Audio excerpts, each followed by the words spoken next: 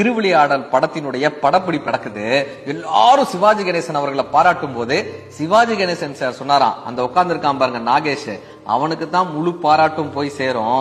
இந்த படம் வெளிவந்ததுக்கு அப்புறம் பாருங்க, என்னை யாரும் பாராட்ட மாட்டாங்க, சிவபெருமானா நடிச்ச என்னை யாரும் பெருசா பாராட்ட மாட்டாங்க, ஆனா தர்மியா நடிச்ச நாகேஷ இந்த ஊரே கொண்டாடும், நீங்க வேணா பாருங்களேன்னு சிவாஜி கணேசன் அவர்கள் அப்பயே சொன்னாராம். இந்த படம் மிகப்பெரிய வெற்றி அடையுது. நாகேஷ் அவர்களுக்கு மிகப்பெரிய ஒரு பேர் கிடைக்குது. இப்ப நாகேஷ் அவர்கள்ட்ட ஒரு பத்திரிகையாளர் பேட்டி எடுக்கிறாரு, இந்த தர்மி கேரக்டர் நீங்க யாரை பார்த்துங்க ரோல் மாடலா எடுத்துக்கிட்டீங்க, யாரை பார்த்து நீங்க இப்படி பண்ணணும்னு ஆசைப்பட்டீங்க, தனியா ரொம்ப அழகா தனித்துவமான ஒரு உடல் மொழியோட நீங்க இதை பண்ணிருக்கீங்களே, இதுக்கான ரோல் மாடல் உங்களுக்கு யாருன்னு நாகேஷ் அவர்கள் சொன்னாராம். மயிலாப்பூர் கபாலீஸ்வரர் கோயில் பிரகாரத்துல ஒரு மனநிலை பாதிக்கப்பட்டவர் இருந்தாரு.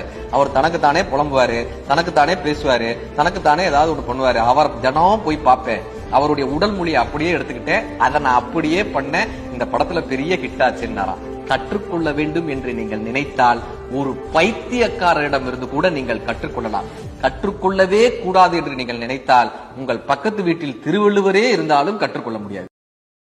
Download ShareChat.